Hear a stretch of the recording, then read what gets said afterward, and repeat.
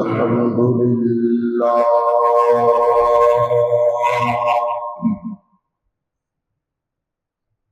الحمد لله الذي لم يزل عالما قديرا حيا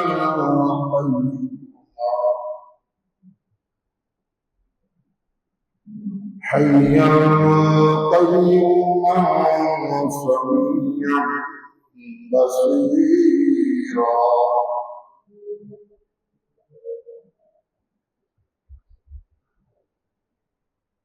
لا نبي بعده ولا رسول بعده هو رحمة للعالمين وخاتم النبيين صلى الله تعالى عليه وعلى آله وأصحابه وأزواجه وأهل بيته وأولياء أمته وعلماء ملته وأهل سنته أجمعين أما بعد فأعوذ بالله من الشيطان الرجيم بسم الله الرحمن الرحيم الله ولي الذين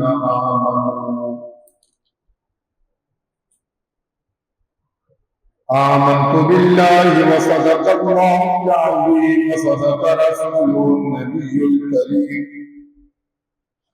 ونحن على ذلك لمن الشاهدين والشاكرين والحمد لله رب العالمين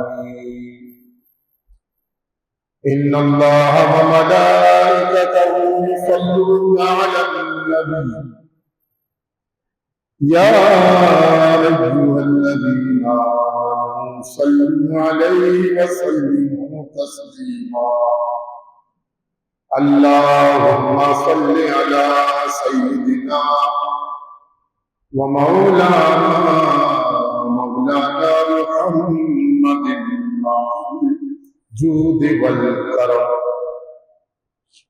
وعلى آله وأصحابه وبارك وسلم صلاة وسلاما عليك يا رسول الله وعلى آلك وأصحابك يا حبيب الله الصلاة والسلام عليك يا رحمة للعالمين وعلى آلك وأصحابك يا جد الحسن والحسين صلی اللہ علیہ وسلم۔ حمد و صلاۃ کے بعد قرآن کریم و فرقان حبیب و برہان رشید کی ایک مشہور و معروف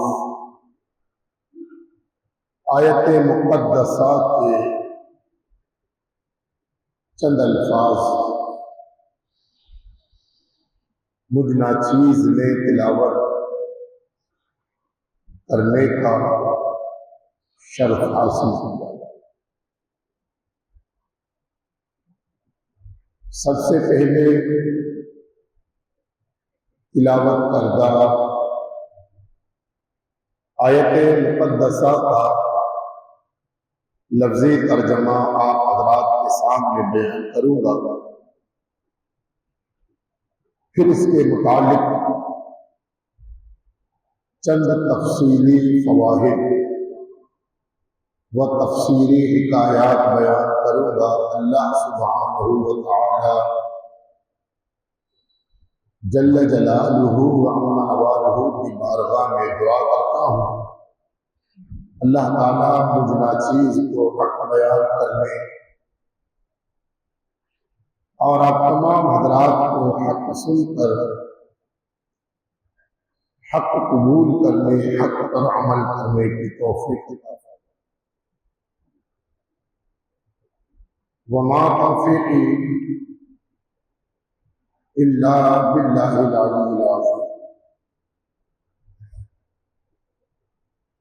گزشتہ جمعہ محبت اولیاء پر میں نے کلام کیا اور اسی موضوع کو لے کر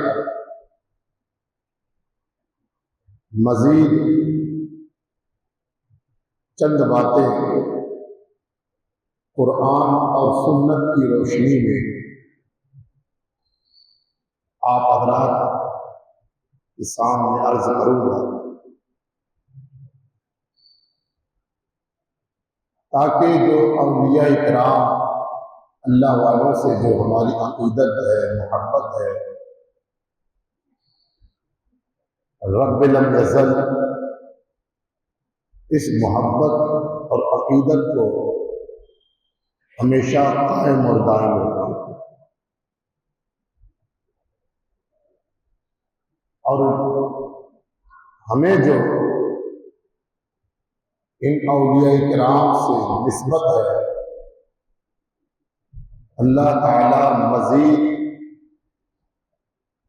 ہمیں اس نسبت کی برکتیں نصیب فرمائے۔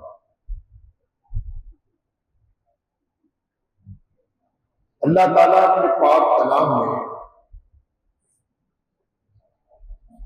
ارشاد فرماتا ہے، اللہ ولی الذین آمنوا،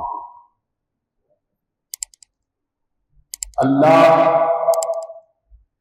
ایمان والوں کے ولی ہے۔ اللہ ولی الذین آمنوا، اللہ ایمان والوں کے ولی ہے۔ ایک علمی نقطہ آپ حضرات کے سامنے عرض کرتے تھے، یہ جو لفظ ولی ہے نا، لفظ ولی یہ صفت مشبہ جو اسم فاعل پر داخل ہوتا ہے، شاید اس جملے کو آپ سمجھ نہ پائے، لیکن میں آسان کر کے اس لفظ کو، اس جملے کو آپ کو سمجھانے کی کوشش کریں۔ صفت کہتے ہیں خوبی کو، انسان میں اچھی خوبیاں بھی ہوتی ہیں اور برے بھی، جسے اردو میں عادت کہتے ہیں۔ انسان میں اچھے عادات بھی ہیں اور بری عادتیں بھی ہیں۔ اچھی عادتیں انسان کو اللہ تبارک و تعالی کا ولی بنا دیتی ہیں اور بری عادتیں انسان کو شیطان بنا دیتی ہیں۔ تو صرف عربی کا لفظ ہے، جس کے معنی ہے عادتیں، خوبیاں، اور مشبہ، مشبہ کہتے ہیں کسی چیز کو تشبیہ دے دیتے ہیں۔ تو اب یہ جو اسم فاعل کا ذکر ہے کہ یہ اسم فاعل کا داخل ہے۔ اسم کہتے نام، فاعل کہتے کام کرنے والے، یعنی یہ لفظ ولی جو ہے یہ اسم فاعل کا صیغہ ہے۔ اس کا معنی ہے مددگار، مدد کرنے والا۔ اب مدد جو ہے یہ فعل ہے اور کرنے والا یہ فاعل ہوتا ہے۔ تو اسم فاعل کسی کو کہتے ہیں، یعنی مدد کرنے والے کو ولی کہتے ہیں، فاعل کہتے ہیں۔ تو اللہ تبارک و تعالیٰ نے فرمایا اللہ ولی الذین آمنوا، بے شک اللہ تعالیٰ ایمان والوں کا ولی یعنی مددگار۔ اللہ مدد کرنے والا ہے۔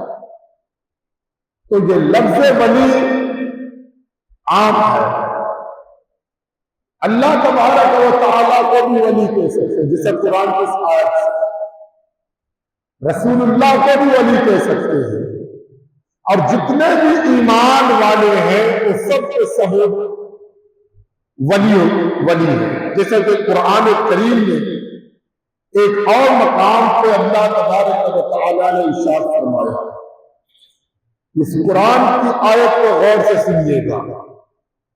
اللہ نے کیا فرمایا؟ انما ولیکم اللہ، بے شک اللہ تمہارا ولی ہے، اللہ تمہارا ولی ہے۔ اور آگے کیا ارشاد فرمایا اسی آیت کریمہ کے آگے کا جو لفظ ہے، جو جملہ ہے، فرمایا انما ولیکم اللہ ورسولہ، بے شک اللہ بھی تمہارا ولی ہے، اللہ کا رسول بھی تمہارا ولی ہے۔ اور آگے بھی کیا ارشاد فرمایا اسی آیت کریمہ کے آخری جو لفظ ہے، والذین آمنوا، فرمایا ایمان والے بھی تمہارے ولی ہیں، وہ لوگ جو ایمان لائے، جو صاحب ایمان ہے، وہ بھی تمہارا ولی ہے۔ اب اللہ تعالیٰ نے لفظ ولی کو ایک جگہ ذکر فرمایا، پھر اس کے بعد اپنا بھی ذکر کیا، رسول کا بھی ذکر کیا، اور ایمان والوں کا بھی ذکر کیا۔ فرمایا اللہ بھی تمہارا ولی ہے، اللہ کا رسول بھی تمہارا ولی ہے، اور ایمان والے وہ ایمان والے، ایمان والے نہیں، فرمایا وہ ایمان والے الذین یقیمون الصلاۃ ویؤتون الزکاۃ وہم راکعون، وہ ایمان والے جو نماز بھی قائم کرتے ہیں، رکوع بھی کرتے رہتے ہیں، اور صدقہ و خیرات بھی کرتے رہتے ہیں، وہ ایمان والے تمہارے ولی۔ اب علماء نے لفظ ولی کے بہت سارے معنی بیان کیے، ان میں سے چند معنی میں آپ حضرات کی خدمت میں عرض کرتا ہوں۔ لفظ ولی کا معنی ہے دوست،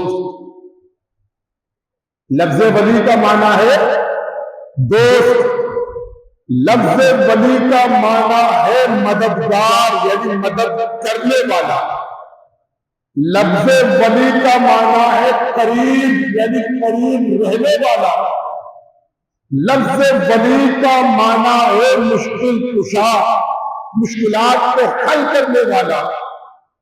تو لفظ ولی کے بہت سارے معنی ہیں، مگر علامہ قاضی ثناء اللہ پانی پتی رحمۃ اللہ تعالی علیہ نے تفسیر مظہری کے اندر لفظ ولی کا معنی قرب بھی کیا، مددگار بھی، دوست بھی، یہ معنی بیان کیا ہے۔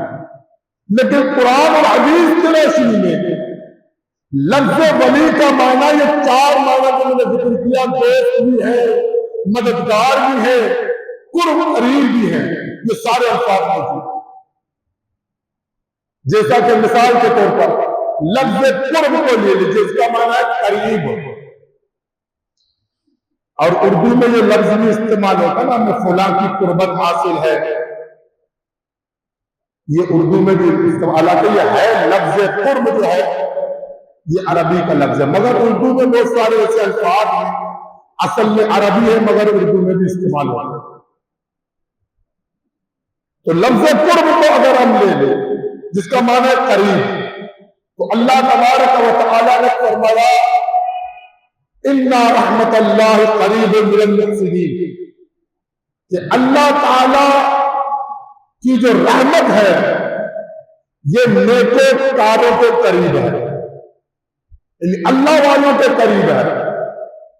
جو اللہ والوں کے قریب ہے تو جو ان کی قرب میں بیٹھ جاتا ہے، جو ان کی صحبت اختیار کرتا ہے، وہ بھی اللہ تبارک و تعالیٰ کے قریب ہو جاتا ہے۔ اب قرآن پاک میں ایک اور جگہ رب نے ارشاد فرمایا نحن اقرب الیہ من حبل الورید، کہ میں اپنے بندوں کے شہرت سے بھی زیادہ قریب ہوں۔ اللہ فرماتا ہے میں اپنے بندوں کے شہرت سے بھی زیادہ قریب ہوں. تو اللہ تعالیٰ ہر بندوں کے قریب ہے، اپنے بندوں کے قریب ہے اس شہرت سے بھی زیادہ. اور نبی پاک علیہ السلام کے بارے میں فرمایا النبی اولا بالمؤمنین من انفسہم، فرمایا اگر میں اپنے بندوں کو شہرت سے زیادہ قریب ہوں تو میرا محبوب میرے بندوں کے جانوں سے بھی زیادہ قریب ہے. تو لفظ قرب جو ہے اس کا معنی ہوتا ہے قریب ہونا، اور اللہ کی جو رحمت ہے وہ اللہ والوں کے قریب ہے. اب آئیے ایک اور میں واقعہ اس واقعات میں واقع چلوں کہ اللہ تبارک و تعالیٰ کی رحمت اپنے بندوں کے قریب ہے. وہ کس طرح قریب ہے آئیے میں آپ کو ایک واقعہ سناتا چلوں. حضرت سیدنا زکریا علی نبینا علیہ السلام کا مبارک دور تھا، مبارک زمانہ تھا. تو اس وقت حضرت زکریا علیہ السلام آپ بیت المقدس کے متولی تھے، اور حضرت مریم جو حضرت عیسیٰ علیہ السلام کی والدہ ماجدہ ہے، وہ حضرت زکریا رضی اللہ تعالی عنہ رشتے میں حضرت مریم سلام اللہ علیہا کے یعنی ماموں تھے رشتے میں. تو حضرت زکریا علیہ السلام نے حضرت مریم کے لیے کیونکہ وہ آپ ان کی تربیت فرما رہے تھے، چھوٹی بچی تھی. ایک دن بیت المقدس میں حضرت زکریا نے ان کے لیے ایک حجرہ مخصوص کیا، یہاں رہے.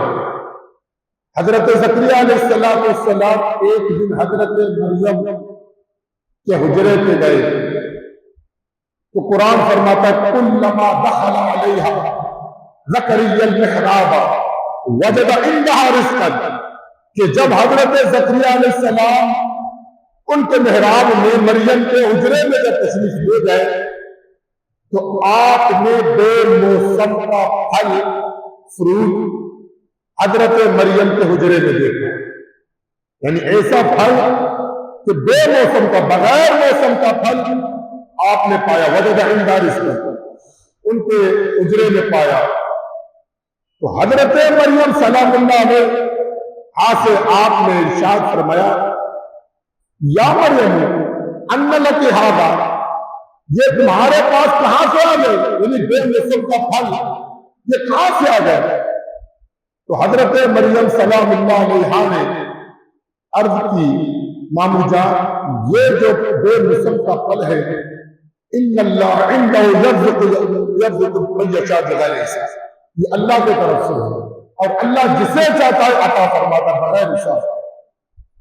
تو اب دیکھنا حضرت زکریا علیہ السلام نے جب بے موسم کا پھل حضرت مریم کے حجرے میں پایا تو سوال کیا کہ یہ کہاں سے آ گیا؟ حضرت مریم کہنے لگی یہ اللہ کی طرف سے، یہ پھل جو مجھے بے موسم کے پھل ملے یہ اللہ کی طرف سے.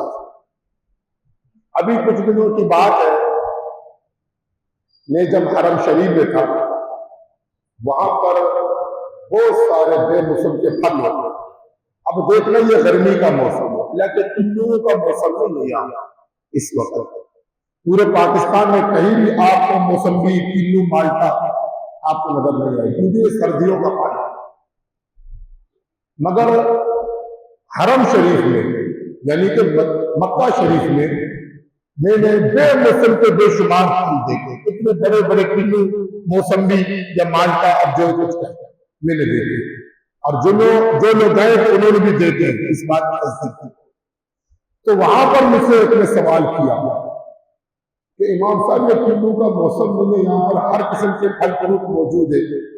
تو میں نے ان سے کہا یہ حضرت ابراہیم علیہ السلام کی دعا کی برکت ہے، حضرت ابراہیم کی دعا کی برکت ہے. بولا ہاں ان کا بالکل قرآن سے ثابت ہے بھائی، قرآن سے ثابت ہے. بولا اچھا پھر میں نے ان کے سامنے قرآن کی آیت پڑھی. میں نے قرآن کی آیت پڑھی کہ حضرت ابراہیم علیہ السلام نے دعا کی ربنا انی اسکنت من ذریتی بواد غیر ذی زرع عند بیتک المحرم، یا اللہ نے اپنے بعض اولاد اس بنجر زمین پر، ابھی تک کعبۃ اللہ شریف کی تعمیر نہیں ہوئی، مکہ شریف کی بات، جب آپ نے اپنی بیوی حضرت ہاجرہ اور اپنے بیٹے حضرت اسماعیل کو چھوڑ کر چلے گئے مکہ شریف میں، تو جب جانے لگے تو آپ نے پہلے دعا کی ربنا انی اسکنت من ذریتی بواد غیر ذی زرع عند بیتک المحرم، یا اللہ کے پاس اولاد اس بنجر زمین پر، اس شہر مکہ پر، جہاں پر پانی کا تو دور تک نام و نشان نہیں، سبزے کا تو وجود ہی نہیں، میں یہاں آباد کر کے جا رہا ہوں اس بنجر زمین پر، اس مکہ مکرمہ پر، چاروں طرف پہاڑیاں ہیں، آبادی کا تو دور تک نام و نشان ہے۔ تو جب آپ نے دعا کی یہاں آباد کر کے جا رہا ہوں، کہاں؟ عند بیتک المحرم، اس طرح حرمت والے گھر کے پاس، حالانکہ کعبہ شریف ابھی تک آپ نے تعمیر کیا ہی نہیں، مگر آپ کو علم تھا کہ اللہ مجھے حکم دے یہاں اس حرمت والے گھر کے پاس، اور پھر آپ نے دعا کی ربنا لیقیموا الصلاۃ، یا اللہ یہاں کے لوگوں کو پکا نمازی بنا، یہاں کے لوگوں کو نماز پڑھنے کی کیفیت عطا فرما، یہاں کے لوگوں کو نمازی بنا۔ پھر آپ نے ایک اور دعا کی فَاجْعَلْ أَفْئِدَةً مِّنَ النَّاسِ تَهْوِي إِلَيْهِمْ، یا اللہ لوگوں کے دلوں کو اس حرمت والے گھر کی طرف، اس حرم شریف کی طرف مائل کر دے کہ یہ کھچکتے چلے آئے۔ آپ دیکھنا ہر سال حج کے موسم میں 35 لاکھ دنیا بھر سے حج کرنے کے لیے جاتے ہیں، حج کرنے جاتے ہیں۔ حالانکہ اگر وہاں پر آپ بیکریوں میں جائے تو آپ کو روٹیاں نہیں ملے گی، بیکری ایٹم اتنے نہیں ملے گے، مگر فروٹ وہاں پر ملے گا، پھل فروٹ آپ کو ملے گا۔ فرمایا اس حرمت والے گھر کے پاس وہاں کے نمازی بنے اور لوگوں کے دلوں کو اس گھر کی طرف مائل کر کے کھچکتے چلے آئے۔ پھر آپ نے ایک اور دعا کی، یہ پوری آیت میں پڑھ رہا، پھر آپ نے دعا کی ربنا، اے ہمارے پاک پروردگار، لیقیموا الصلاۃ فاجعل افئدة من الناس تهوی الیہم وارزقهم من الثمرات، یا اللہ میں اس لیے دعا کر رہا ہوں کہ یہاں کے لوگوں کو پھلوں سے رزق عطا فرما۔ ثمرات عربی میں کہتے ہیں پھل، ثمر پھل، ثمرات یعنی بہت سارے پھل جمع ہے۔ فرما پھلوں سے ان مکے والوں کو تو رزق عطا فرما، تو اللہ تعالیٰ کے فضل سے 5000 4,500 سال کا عرصہ گزر چکا ہے۔ مکے میں آج بھی دنیا بھر میں ہر قسم کے بے موسمی پھل آپ کو مکے میں موجود ملے گے، یہ آپ کی دعا ہے۔ تو بات کہاں سے چلی کہ حضرت زکریا علیہ السلام نے بے موسم کا جب پھل محراب مریم میں پایا تو پھر آپ کے دل میں ایک حسرت سی پیدا ہو گئی۔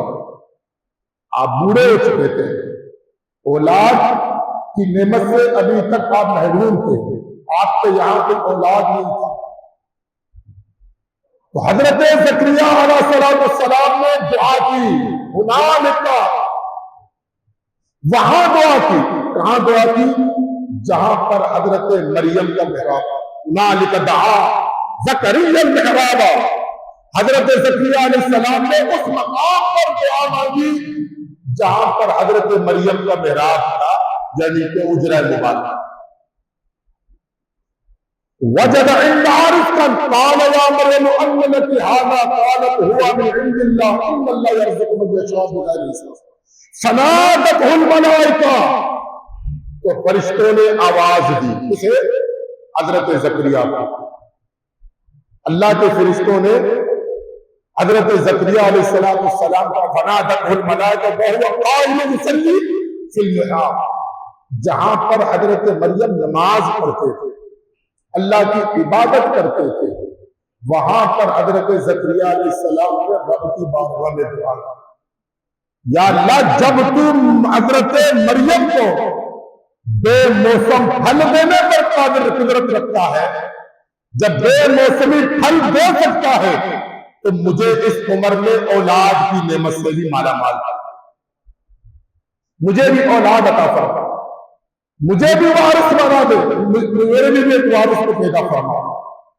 تو حضرت زکریا علیہ السلام نے جب وہاں دعا مانگی تو ان اللہ یبشرک بیحییٰ، اللہ تعالیٰ نے حضرت زکریا کو خوشخبری دی، حضرت یحییٰ علیہ السلام کہ یحییٰ زکریا ہم تمہیں فرزند عطا کرنے والے جس کا نام ہوگا یحییٰ، اور اس سے پہلے ہم اس نام کا ہم نے کسی انسان کو پیدا نہیں کیا، اس نام کا کوئی انسان دنیا میں پیدا ہی نہیں ہوا۔ تو بتانے کا مقصد یہ ہے کہ اللہ تبارک و تعالیٰ کی رحمت اللہ والوں کے قریب ہے۔ اب یہاں پر ایک نقطہ عرض کرتا چلوں، جہاں اللہ والے، اللہ کا کوئی نیک بندہ، اللہ کا کوئی ولی چند وقت جس مقام پر جس جگہ پر گزارے اللہ کی عبادت کرے، 1 سال 2 سال 10 سال 20 سال عبادت کرے، تو اس کے بعد یقیناً ایک نہ ایک دن سب کو تو فنا ہے، مرنا تو سب کے لیے ہے۔ تو اب اللہ کا ولی اگر چند عرصہ یا چند وقت جس جگہ پر گزار دے، وہ جگہ اللہ تبارک و تعالیٰ کی رحمتوں اور برکتوں کا مرکز بن جاتا ہے، وہ مقام۔ تو ایمان سے بتائیے کہ جہاں اللہ کا ولی اب قیامت تک جس مقام پر موجود ہے، جس مقام پر مدفن ہے، تو وہاں رب کی رحمتوں کا کس طرح نزول ہوگا۔ تو وہاں جب دعائیں مانگی جائے تو یقیناً اللہ تعالیٰ قبول فرمائے گا۔ اور یہ بات کوئی اس کو یہ ایسا نہ بندے مولوی صاحب جیسے کہ آ کر یہ بات کہیے، میں آپ کو چند واقعات بھی سناتا چاہتا ہوں۔ امام بخاری نے کتاب لکھی بخاری شریف، بخاری شریف 2 جلدوں میں عربی میں، اتنے بڑی بڑی کتاب، اور امام بخاری نبی پاک علیہ السلام کی مثال ظاہری کے 200 سال بعد پیدا ہوا، 200-250 سال بعد یہ دنیا میں جل پیدا ہوا۔ امام بخاری رحمۃ اللہ تعالی علیہ نے جو بخاری شریف کو لکھی تھا، تو پھر اس بخاری شریف کی شرح، یعنی یوں سمجھ لیجیے اس کی تفسیر، وقت کے بڑے بڑے علماء نے بھی لکھا، جیسا علامہ ابن حجر اسقلانی رحمۃ اللہ تعالی علیہ نے بخاری کی شرح لکھی، اسی طرح علامہ بدر الدین عینی نے عمدۃ القاری لکھی ہے، تو اسی طرح بڑے بڑے علماء نے بخاری کی شرح لکھی ہے۔ تو بخاری کے جو شرح ہے، فتح الباری ہے یا عمدۃ القاری، یہ عربی میں یہ سینکڑوں سال پہلے کی لکھی ہوئی کتابیں ہیں، آج کے دور کی نہیں ہے۔ تو ان دونوں کتابوں میں جو امام بخاری کے زندگی کے حالات، زندگی کے واقعات لکھے ہیں کہ سمرقند میں جو آپ کا مزار مبارک ہے، امام بخاری رحمۃ اللہ علیہ کا مزار ہے، سمرقند یہ افغانستان کا ایک شہر ہے۔ امام بخاری رحمۃ اللہ تعالی علیہ کا مزار سمرقند میں ہے۔ ایک مرتبہ سمرقند میں قحط سالی پڑ گیا، یعنی بارشیں رک گئی، زمین خشک ہو گئی، فصلیں مرجھا گئے، لوگ پینے کے لیے پانی کے لیے ترس رہے، کھیتی باڑی سبزی کا تو نام و نشان نہیں، لوگ بڑے پریشانی بے کسی اور کے عالم میں۔ تو سمرقند کے قاضی کے پاس سمرقند کے لوگ حاضر ہوئے کہ حضور قحط سالی ہے، جانوریں مر رہی ہے، پینے کے لیے پانی نہیں، سبزی کا نام و نشان نہیں، آپ دعا کیجیے اللہ کی بارگاہ میں، آپ شہر قاضی ہیں تو دعا کیجیے اللہ تعالیٰ بارش نازل فرمائے۔ تو اس وقت سمرقند کا جو قاضی جو تھا، وہ ان سارے سمرقند کے لوگوں کو لے کر حضرت امام بخاری رحمۃ اللہ علیہ کے مزار پر گئے، ان کے دربار میں سارے سمرقند کے لوگ۔ تو سمرقند کے قاضی نے کہا کہ جب میں دعا کروں گا تم سب کو آمین کہنا ہے۔ تو قاضی سمرقند نے جب اللہ کے حضور بارش کے لیے دعا کی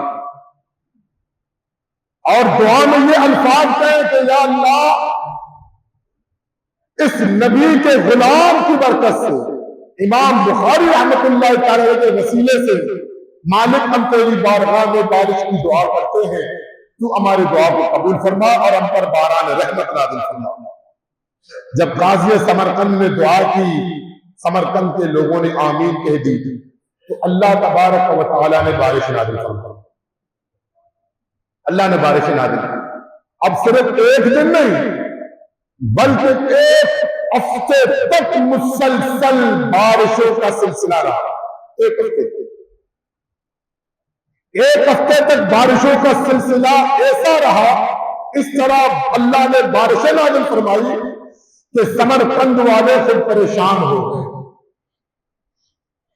تو اللہ نے ایسی بارش نازل فرمائی۔ اب دیکھنا، اگر وہ لوگ جو کہتے کہ چلے چلتے ہیں حرم شریف میں، کعبہ اللہ شریف میں جا کر دعا کرتے یا مسجد میں جا کر ہم سب دعا کریں، میں دعا کرتا ہوں تم سب آمین کہو، نماز استسقاء جو بارش کی نماز ہے وہ پڑھو، وہ پڑھتے ہیں، اللہ کی بارگاہ میں دعا کرتے ہیں تو اللہ بارش نازل فرماتا۔ یہ طریقہ بھی درست ہے، یہ طریقہ بھی بالکل درست ہے۔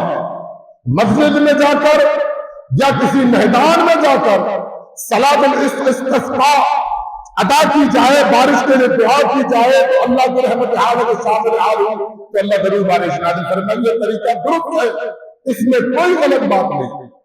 لیکن اس وقت کے سمرقند کے قاضی نے، وہ آج کل کے ہم جیسے مولویوں سے زیادہ کم عقل نہیں ہے، ہم سے زیادہ سمجھدار تھے، ہم سے زیادہ دین کو سمجھنے والے تھے، ہاں، اور انہوں نے بڑے بڑے اولیاء کرام کے زمانے کو پایا۔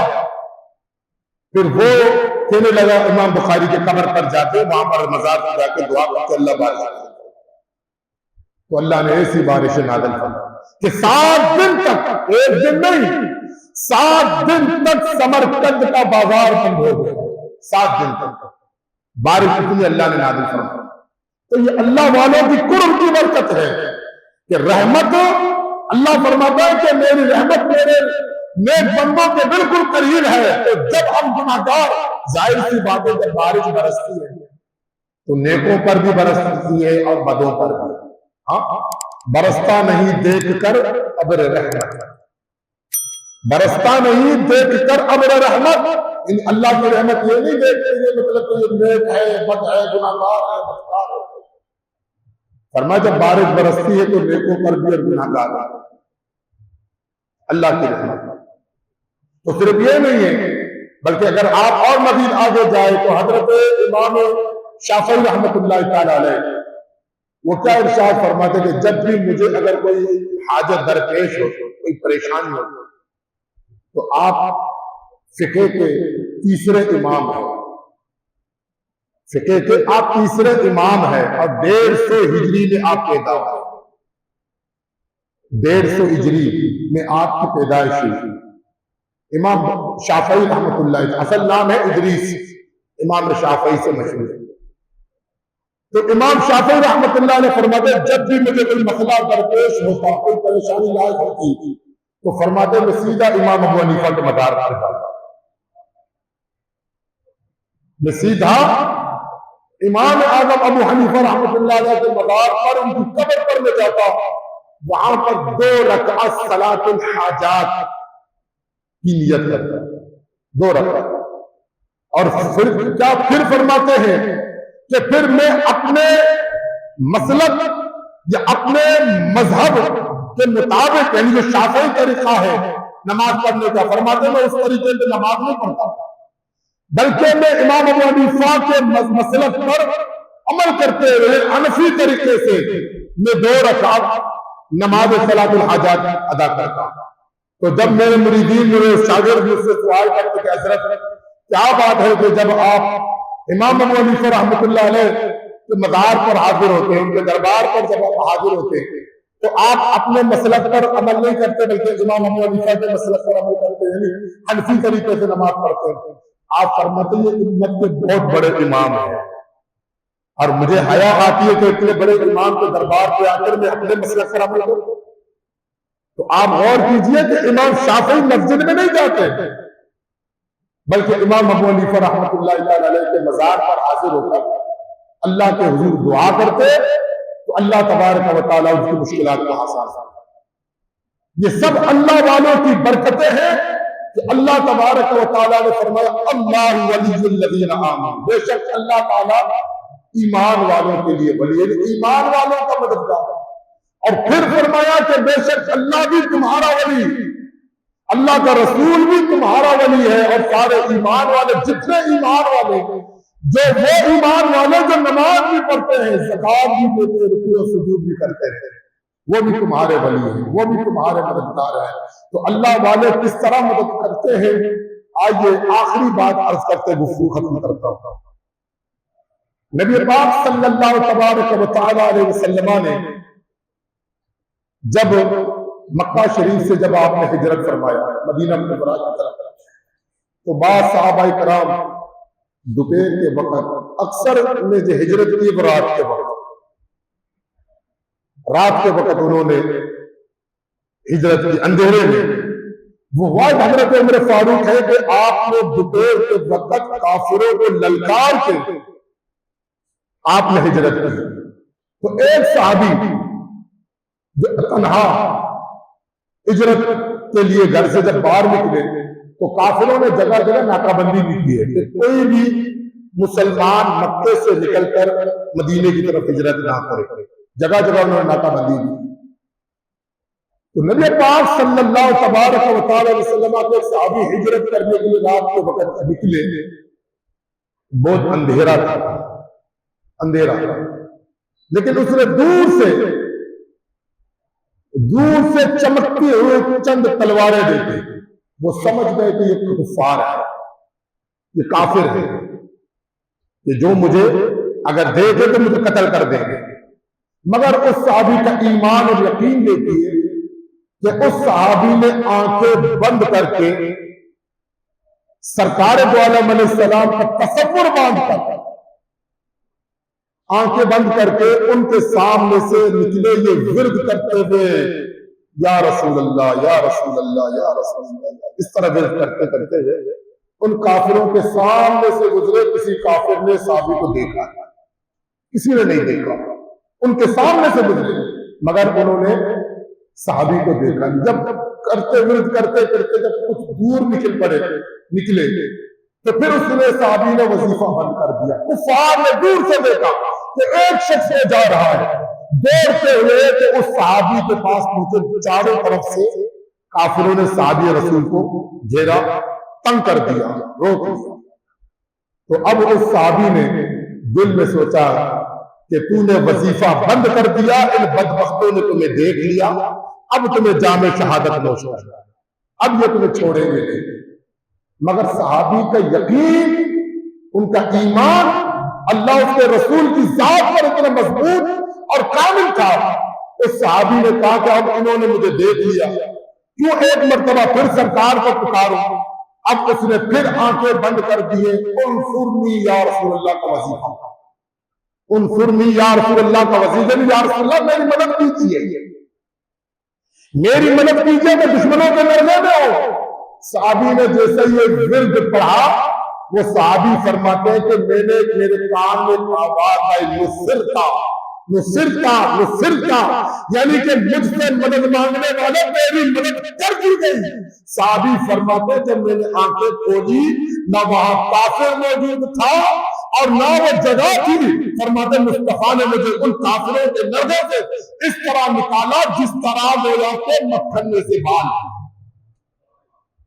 تو سرکار نے اس طرح میری مدد کی. تو میں نے کیا کہا کہ حضرت قاضی ثناء اللہ پانی پتی رحمۃ اللہ علیہ فرماتے ہیں کہ ولی کا معنی ہے مددگار، اور قرآن فرماتے ہیں اللہ ولی الذین آمنوا، کہ بے شک اللہ تعالیٰ ایمان والوں کا مددگار ہے. تو ولی کا معنی ہے مددگار بھی ہے، ولی کا معنی دوست بھی ہے، ولی کا معنی مشکل کشا بھی ہے، اور ولی کا معنی قریب بھی ہے۔ اور ولی کس طرح قریب ہے حدیث پاک پر انشاءاللہ کسی اور دن میں کلام کروں گا۔ اللہ تعالیٰ کی بارگاہ میں دعا ہے کہ اللہ تعالیٰ ان اولیاء کرام کی برکتوں سے ہمیں مالا مال فرمائے، اللہ تعالیٰ ہمارے گناہوں کو معاف فرمائے، آمین بجاہ النبی الکریم صلی اللہ علیہ وسلم علیہ الا البلاغ۔ الحمدللہ رب العالمین، الصلاة والسلام علی رسولہ الکریم، اللہم صلی علی سیدنا و مولانا محمد وبارک وسلم، اللہم اعنا علی ذکرک و شکرک و حسن عبادتک۔ یا اللہ پاک ہم سب کی نماز جمعہ کو پڑھنا ادا کرنا اپنی بارگاہ میں سے قبول و منظور فرما۔ یا اللہ پاک نماز جمعہ کے دوران ہم سے جتنی بھی غلطیاں ہوئی سب اپنے رحمت کے سے معاف۔ یا اللہ ہم تمام مسلمانوں کو، ہم سب سے بچوں کو، گھر والوں کو، بہن بھائیوں کو، ہمارے رشتہ دار، پڑوسی، ہمسایوں کو نماز پڑھنے کی توفیق عطا فرما۔ یا اللہ ہماری مسجدوں کو آباد فرما، ہماری مساجدوں کی حفاظت فرما، ہم تمام مسلمانوں کی جان و مال، ایمان، عزت و آبرو، تن من، دھن دولت سب کی حفاظت فرما۔ یا اللہ ہمیں دونوں جہاں کی برکتیں عطا فرما، دنیا و آخرت کی ذلت و رسوائی سے محفوظ فرما۔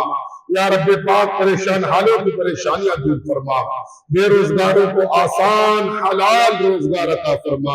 یا اللہ جو مسلمان صاحب روزگار ہے ان کے جائز روزگار میں، کاروبار میں برکتیں وسعت عطا فرما۔ یا اللہ مقروضوں کو قرضوں سے خلاصی عطا فرما، جو مسلمان بے جا مقدم آبادیوں میں گرفتار ہو چکے مالک ان سب کو رہائی عطا فرما۔ یا اللہ پاک بیماروں کو شفاء کامل عاجل عطا فرما، جتنے بھی ہمارے مسلمان بیمار ہیں گھروں میں، اسپتالوں میں، مالک تمام مریضوں کو شفاء کامل عاجل عطا فرما۔ سب مسلمانوں کی جسمانی، روحانی، ظاہری، باطنی بیماریاں دور فرما۔ محمد شاہد مندرا اور ان کے والد رسول بخش کے لیے دعا کیجیے اللہ کریم ان والدین کو صحت و تندرستی عطا فرمائے، اللہ کریم ان کی بھی تمام جسمانی، روحانی، ظاہری، باطنی بیماریاں دور فرمائے۔ حاجی شاہجہان کے لیے دعا کیجیے اللہ کریم حاجی شاہجہان کو بھی صحت و تندرستی عطا فرمائے۔ بابا غلام جان کے لیے دعا کیجیے، جتنے بھی ہمارے نمازی بیمار ہیں مولا سب کو شفا عطا فرما، سب کی تکلیفیں، بیماریاں، پریشانیاں سب دور فرما دے۔ یا اللہ پاک جتنے بھی ہمارے مسلمان جو دنیا فانی سے حالت ایمان کے ساتھ وفات پا چکے مولا ان سب مسلمان مرحومین کی مغفرت فرما۔ مرحوم اللہ بخش کے لیے دعا کیجیے اللہ کریم ان کی بھی مغفرت فرمائے۔ مرحوم اکبر علی بروہی کی مرحومہ زوجہ کے لیے دعا کیجیے، محمد سعید کی مرحومہ زوجہ کے لیے بھی دعا کیجیے، مرحوم محمد اسلام کے لیے دعا کیجیے، مرحوم حاجی عثمان کے لیے، مرحوم آدم جعفر کے لیے دعا کیجیے اللہ کریم ان تمام مرحومین کی مغفرت فرمائے، اللہ ان کی قبروں کو روشن فرمائے۔ میری مرحومہ ہمشیرہ کے لیے بھی دعا کیجیے اللہ کریم میری مرحوم ہمشیرہ کے لیے مغفرت فرمائے۔ مرحوم محمد صدیق کے لیے، مرحوم محمد یعقوب کے لیے دعا کیجیے، مرحوم محمد اقبال بابو کے لیے بھی دعا کیجیے اللہ کریم ان کی بھی مغفرت فرمائے۔ یا اللہ پاک ہمیں بھی مرنے سے پہلے مرنے کی تیاری کرنے کی توفیق عطا فرما، ہم سب کا خاتمہ ایمان پر فرما۔ یا اللہ ہم میں سے جن جن کے والدین، رشتہ دار، عزیز و اقربا جو حالت ایمان کے ساتھ وفات پا چکے مولا ان کی بھی مغفرت فرما، انہیں جنت الفردوس میں اعلیٰ مقام عطا فرما۔ یا رب کریم ہمارے وطن عزیز ملک پاکستان کو تو استحکام نصیب فرما، ملک پاکستان کو اندرونی بیرونی سازشوں سے محفوظ فرما، شہر کراچی کا مرکز گہوارہ بنا۔ یا رب کریم غزار فلسطینی مظلوم مسلمانوں کی مدد فرما، یا رب کریم غیر سے ان کی امداد فرما، یا رب کریم یہود نصارہ کو نیست نابود فرما، یا رب کریم بیت المقدس کو یہودیوں کے شر سے آزاد فرما۔ یا رب کریم جہاں کہیں بھی مسلمان کفار کے ساتھ برسر پیکار ہے یا اللہ مسلمانوں کو غلبہ عطا فرما، کافروں کو مغلوب کر دے، اسلام کا بول بالا فرما، دشمنان اسلام کا منہ کالا فرما۔ یا رب کریم جو دعائیں ہم نے مانگی ہے وہ بھی عطا فرما، اور جو نہیں مانگ سکے بن مانگے وہ عطا فرما جو ہم سب کے حق میں بہتر ہو۔ یا رب کریم ہمارے مسجد انتظامیہ کو زیادہ سے زیادہ مسجد کی خدمت کرنے کی توفیق عطا فرما، ہم سب کو مسجد کے ساتھ بھرپور تعاون کرنے کی توفیق عطا فرما۔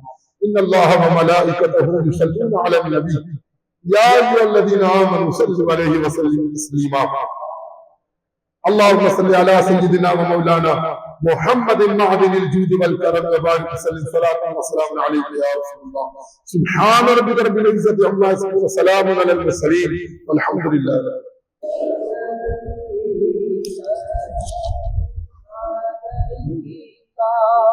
یا رسول سلام علیکہ، یا حبیب سلام علیکہ، یا حبیب سلام علیکہ،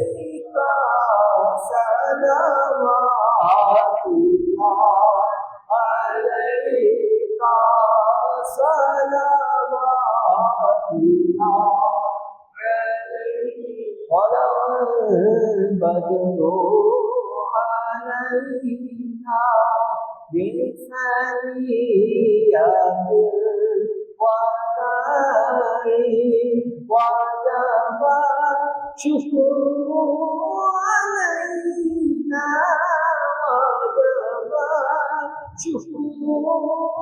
علينا، وجب الشكر علينا، یا نبی سلام علیکہ، یا رسول سلام،